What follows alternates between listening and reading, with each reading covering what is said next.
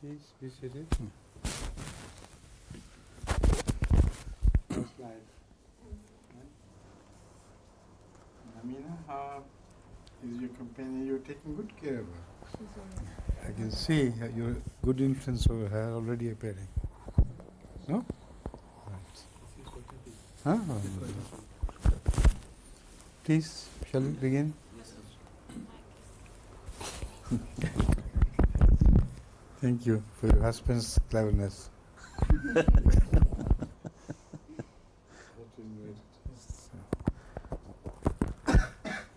Right? So, we have already started the program today, and there was some notes given to me from the private secretary about the verse which Abdurrahman had asked about.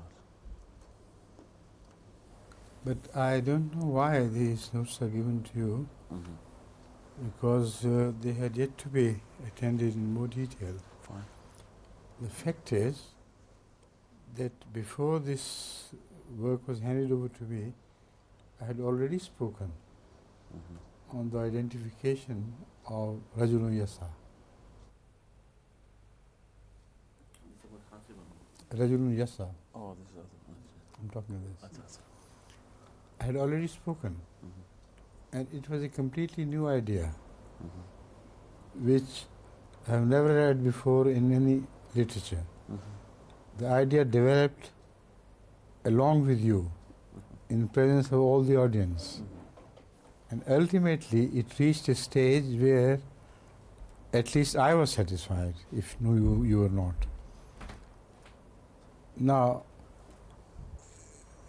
this article presents the views held by some Ahmadi scholars before this new idea was introduced, with reference to definite verses of the Holy Quran, with all the logic which supports this new idea. So, what use is this to me? It's history. History of development of commentary of the Holy Quran. Okay? قد وضعنا بعض الأوراق أمام حضرة أمير المؤمنين لعناية حضرته، وإحداهما تتخصص أو تحتوي على محاولة بعض علماء الجماعة الإسلامية الأحمدية حول الآية التي تطرق إليها حضرته منذ فترة، والتي تتحدث عن رجل يسعى. وقال حضرة أمير المؤمنين: أنني شخصيا قد ألقيت الأضواء وما أراه يعني كافيا حول هذه الآية، وتوصلت إلى نتيجة أنا شخصيا كنت مسرورا بها واطمأننت لها كثيرا. وهذه الأوراق في الحقيقة هي تحتوي على محاولات من بعض علماء الجماعة، وهؤلاء في الحقيقة تحتوي على أفكارهم فقط، وبالنسبة لي الآن هي تصبح كتاريخ، لأن ما هذه إلا محاولات منهم للدخول في أعماق والوصول إلى معاني هذه الآية الكريمة، وذلك طبعا بناء على آيات مختلفة من القرآن الكريم. See, by comparison, they can only be referred to as views which were definitely better than the previously held views.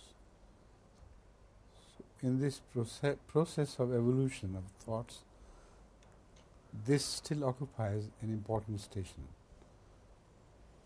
But my commentary dealt with all the problems which were still contained in their commentary, which were not fully resolved.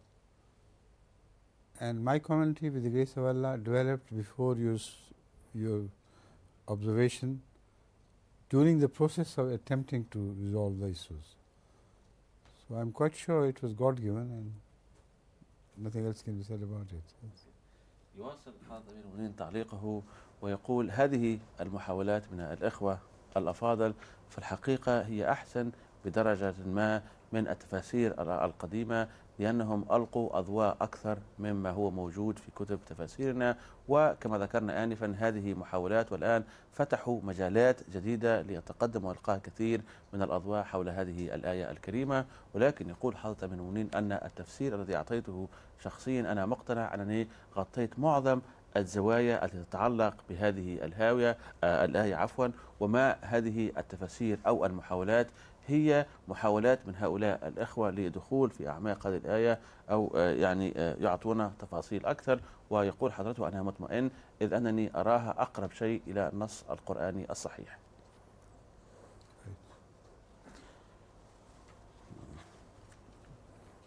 Next question. Is it from you or from Abdul Rahman? Sir, I have a question from chapter 16, verse 44, 45. Yes, let me get ready for this question.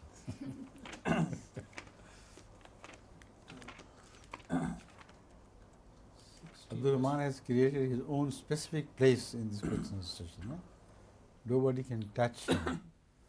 Although we have seen repeated attempts by Aisha to touch him.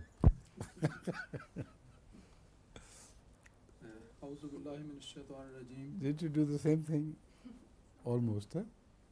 Please. 44, 45. Yes. أعوذ بالله من الشيطان الرجيم.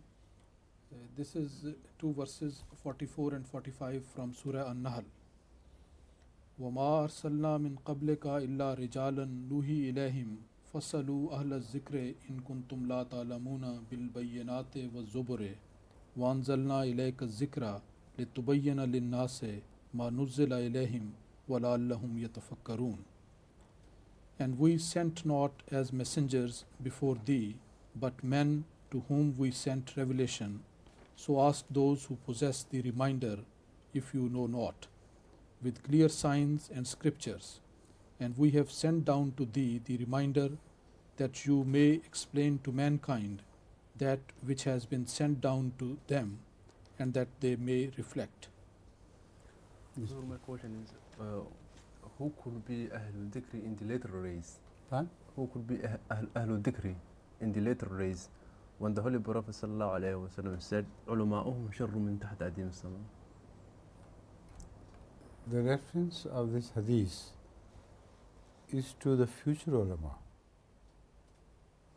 which will appear during the latter days in the Ummah, but they will be the worst of all the people because they would be responsible for misleading the Ummah. So these two things, this verse and that, should not be mixed. Ahlul Zikr could not be sharru man tahta adim as-sama. Ahlul Zikr are those scholars of Judaism as well, I believe, as those of Christianity, who remained dedicated to God and who remained responsible for protecting and guiding His word from interpolation by the people. So they were a special class mostly, who remembered the Bible, the Old Testament and the New Testament, and were completely dedicated to the task of preventing interference with that. So that is why the Holy Quran refers to them. And because Rasulullah sallallahu alaihi wasallam did not know personally what they were protecting and what was the teaching revealed earlier, so this verse addresses the people in general, the followers of Judaism and the followers of Christianity as well as the followers of Islam, that why don't you refer to such people, the great scholars among them, who are also honest. Inquire from them what happened before and what was the subject of this of revelation before Hazrat sallallahu alaihi wasallam.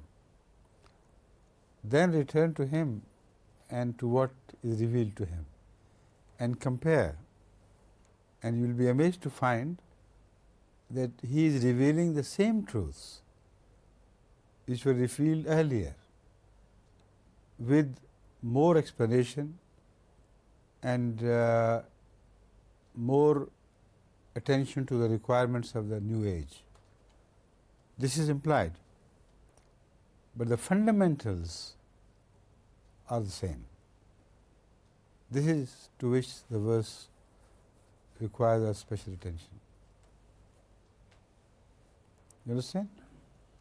So that hadith is not applicable to them at all. That is hadith is applicable to Maulanas of today, to the Maulanas of today. Huh?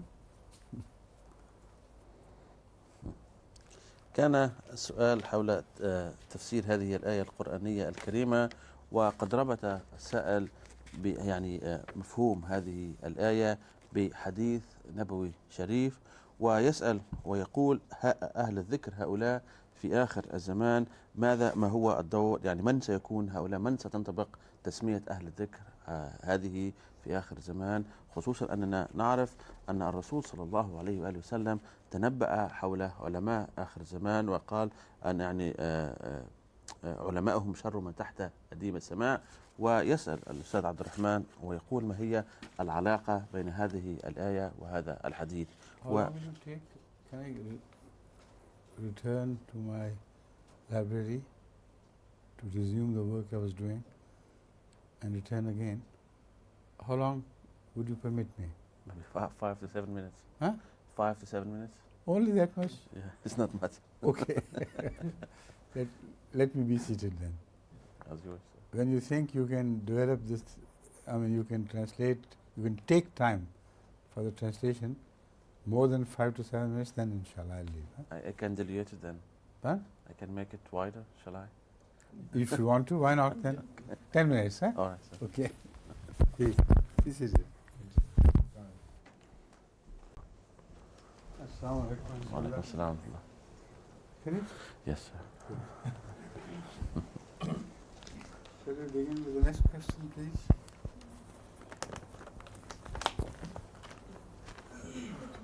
Could you kindly give us information about Fadl, Nima, Rahma and Barakat? Difference between? No, just information. And Information. if there is any relationship and difference between them. Read them again, please. Fadl, Nima, Rahma and Barakat. You can repeat the question. Yes. تسأل الأخت وتقول أريد أن نعرف العلاقة بين الفضل، النعمة، رحمة والبركة. The answer to this question will give me ample time to return to my work back in the library. The first one is Fadl. Al-Fadl may mean various things together or separately. Al-Fadl is something which is granted beyond the earning of the person, which he deserves as a fruit of his labor. So what is extra, whatever is extra, is called Al-Fadl. So many a time the Holy Quran uses this word Al-Fadl in this context. Secondly, Al-Fadl means holding of an excellence over and above the rest of the people, or rest of the category to which a person belongs. Like this, or in this sense, the people of Israel were granted Al-Fadl over Al-Alameen, the known world of that period. So that is the second connotation of Al-Fadl, which is used by the Holy Quran, but it also indicates that Al-Fadl was granted to them not because they had earned it, because it was given to them over and above what they deserved. So Allah granted this Fadl to them, and that is why when they denied it, when they did not pay full attention to what Allah had granted to them and the requirements of that Fadl, then they were declared the worst of the people under the firmament of heaven. So Al-Fadl here again has that connotation, but is used in apparently a different connotation altogether. Secondly, Al-Fadl means al-malud dunya. The malud dunya or al-malud dunya. It means khairat. Let me say al-khair, not khairat, it means al-khair. Al-fadl here is another word for al-khair. Whatever you earn here on earth. So this is used in this meaning in Surah Al-Jumu'ah. That after the Jumu'ah you may return to your worldly affairs or worldly professions to earn the worldly goods, and that is referred to as fadl. Because the profits in reality are al-fadl. Whenever you make profit out of trade, you are returned not exactly with what you put into the trade. You always get some extra. So the basic meaning of al-fadl is still found working or mixed up in that meaning of worldly gains out of tijara, out of commerce and trade. Similarly, al-fadl refers to anything which any people have by way of their qualities of character or by virtue of their situation. So as such, when men hold an edge over women in certain affairs, it is referred to as fadl. It is not a fadl at the cost of women. It is a fadl which automatically appears in that particular situation, where one partner must have an edge over the other in certain matters. There, when men hold that edge, the verse refers to this as al-fadl. Right? Still, it is not their personal right. It is Allah who has bestowed this upon them, and they should not take pride and brag before their ladies that, look here, we have fadl and you have not. The person who was shown the greatest fadl in the entire world was Hazrat Muhammad Rasulullah Sallallahu Alaihi Wasallam. And he never took pride in that fadl, because he understood the fundamental meaning of al-fadl, that it is bestowed upon you from heaven, while really you do not deserve it. So when it is not of your own earning, why should you take pride in that? The greater the fadl is, the more humble it should turn you. And this happened exactly in the case of Rasulullah Sallallahu Alaihi Wasallam. Once when referred to this grand fadl, he said, should I not be more grateful to Allah? So this is the meaning of fadl in general. And this is only the first part of your question. The second? Ni'mah.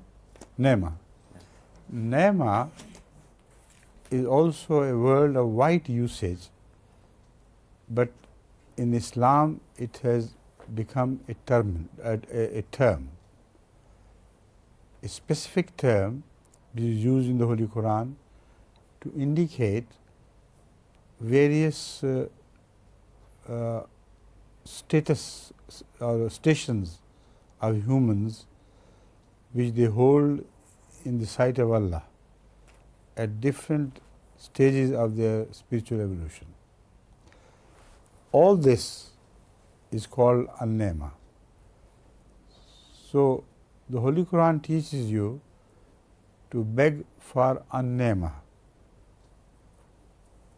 Ihdina as-siratal mustaqim, siratal lazina an'amta alayhim, which means that all such people who walked the path of blessings from Allah, the spiritual blessings, the religious blessings, they are called, they refer to as the people who were recipients of Ne'mah.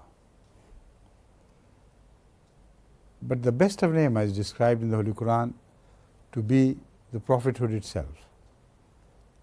All other connotations of Ne'mah apply to comparatively lesser persons of spiritual achievements. The best among them, to whom the word Ne'mah literally applies in every connotation, are the prophets of Allah. And when prophecy is bestowed upon a person, then that Ne'mah of the prophet is shared by all his people. So that is a very interesting usage of the word Ne'mah, where the Ne'mah is specifically granted to one person. All the rest do not deserve to possess this Ne'mah, to be recipient of this Ne'mah directly. But when it is granted to a person, it becomes a public property. And all the people of that prophet whom he addresses become the recipients of that Ne'mah. وَإِذَا أَنَّمْنَا عَلَى الْإِنسَانِ عَرَضَ وَنَهَا بِجَانِبِهِ. This is the verse which I have specifically in mind. The prophets do not turn away from Ne'mah. وَإِذَا أَنَّمْنَا عَلَى الْإِنسَانِ refers to the initial act of granting the commission of prophethood to a chosen servant of Allah. But because he shares it immediately with the rest of the society, it is the rest of the society which always behaves in this manner. وَإِذَا أَنَّمْنَا عَلَى الْإِنسَانِ عَرَضَ وَنَهَا بِجَانِبِهِ. Humans are now referred to as insan. The humans for whose sake this Ne'mah was granted, they turn their backs to it and run away.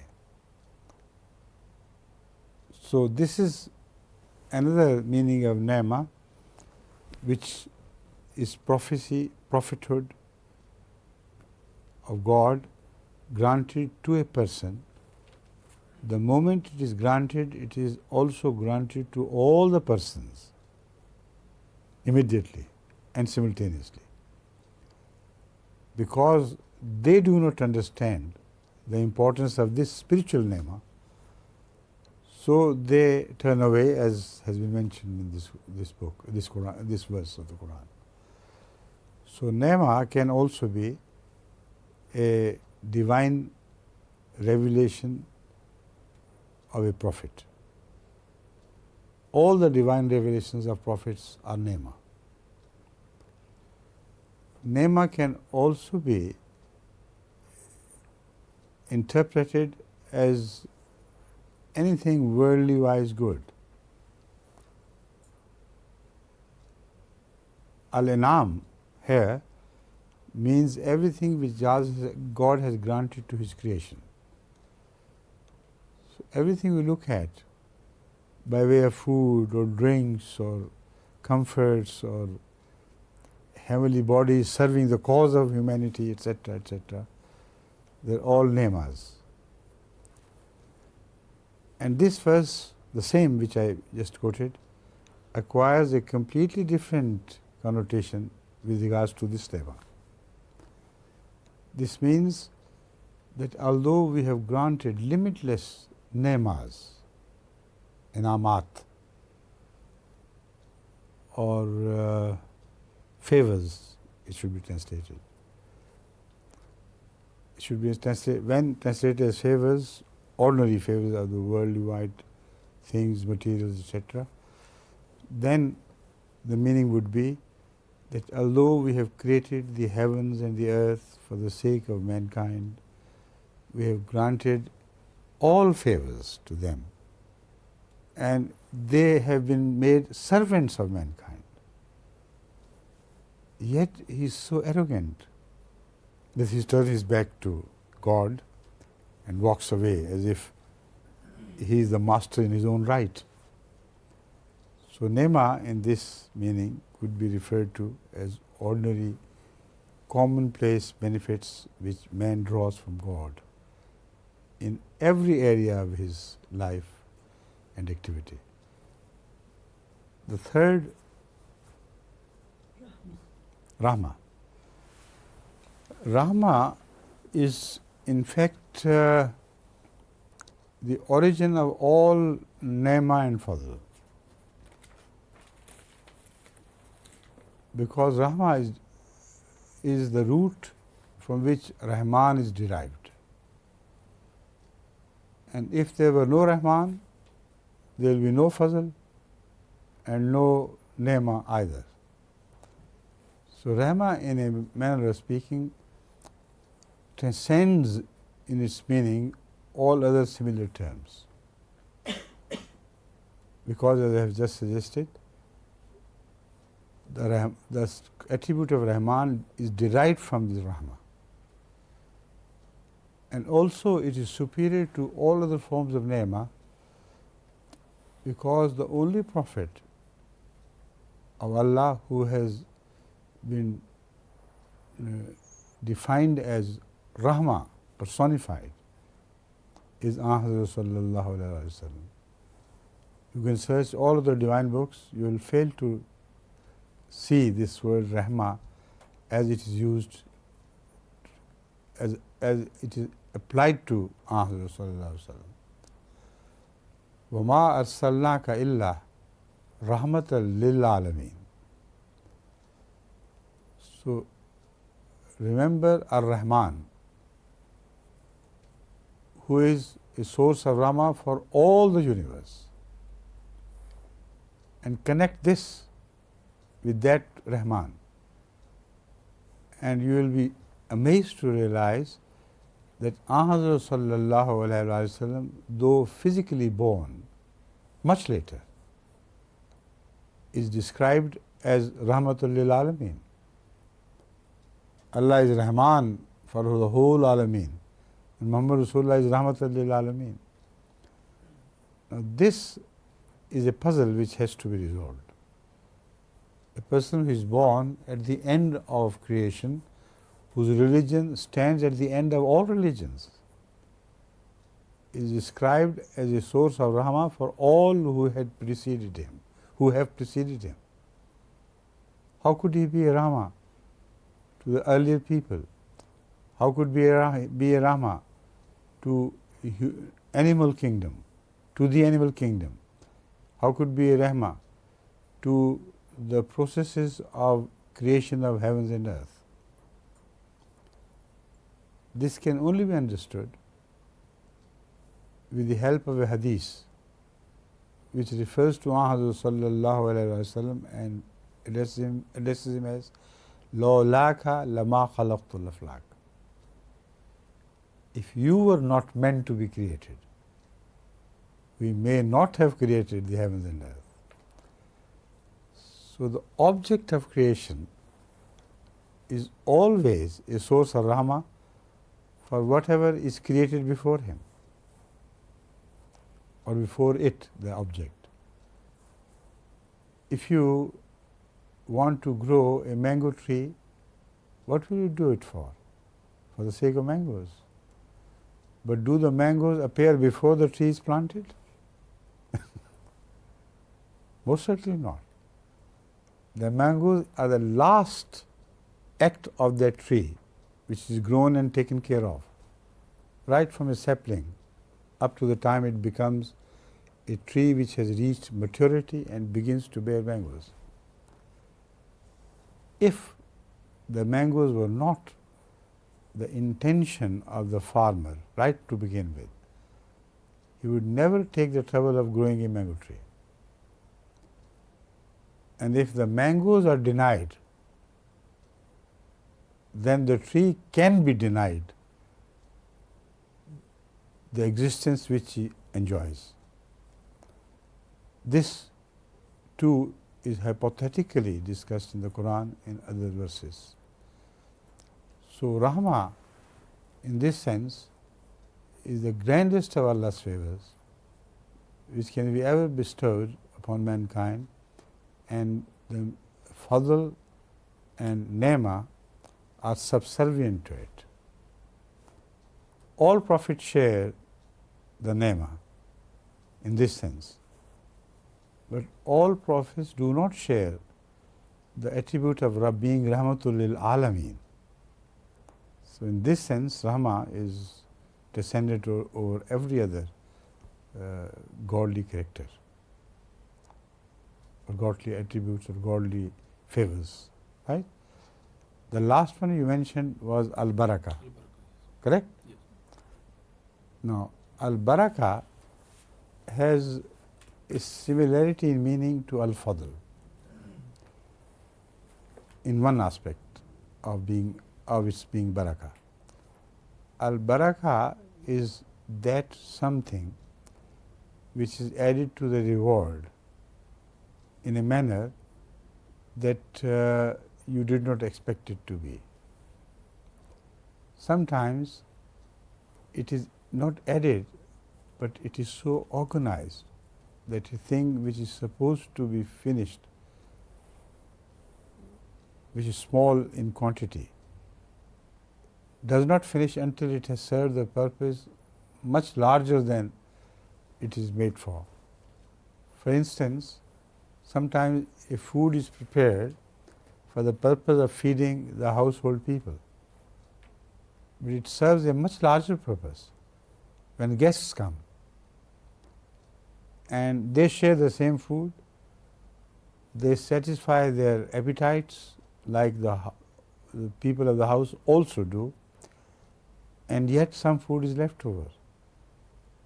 It's an amazing thing, but it does happen within the experience of Muslims all over the world.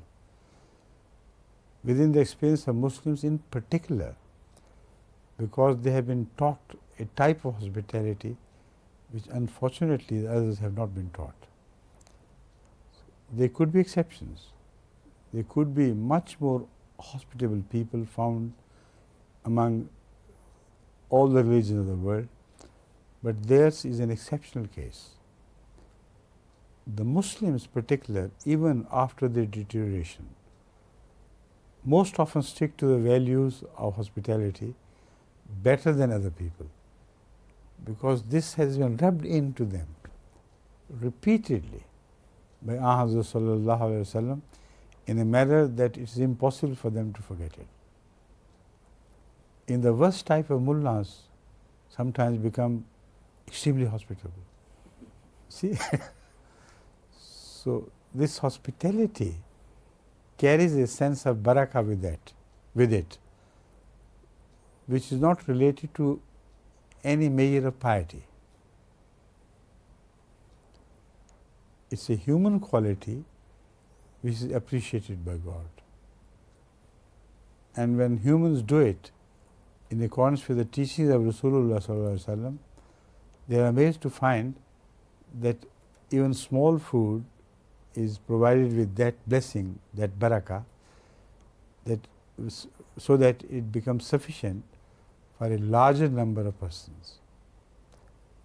Now, this barakah can also be related to the holiness of the person who is involved directly in this. And for that we have two different examples, many examples of course, but two particular examples which I have in mind.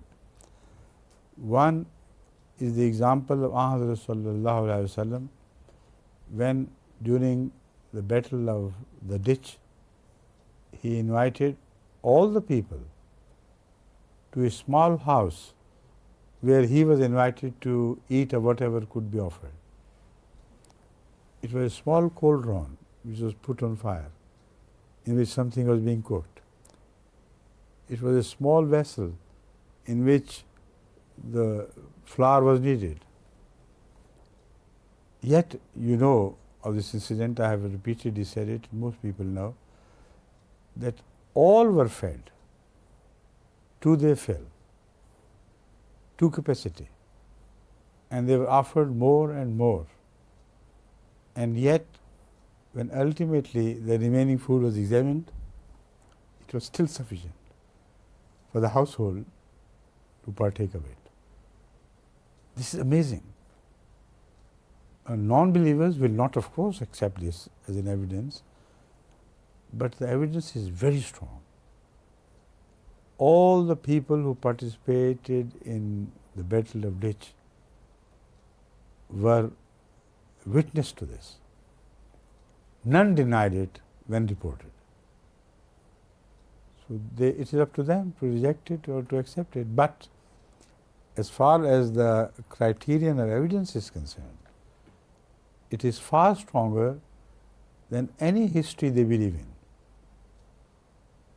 Because such large number of authentic people who were hungry, who were so hungry that they used to put stones, bind stones over their bellies to repress or to suppress the aching of the hunger. If they were not provided with this food, how could they keep quiet? They should have told the world, no, no, this is not true. We are still hungry. So this is barakah. It is related not to an ordinary phenomenon, which I have just explained. It is related to the special phenomenon of a holy person who is granted barakah in unlimited way. So those who are granted this barakah in ordinary life, they should realize that if they become holy, the barakah can be extended into an unlimited barakah. The second incident which I thought of reporting is, relates to the incident of Hazrat Abu Huraira. You know, when he was hungry and when milk was brought to Rasulullah sallallahu alaihi wasallam. It's a very fascinating incident.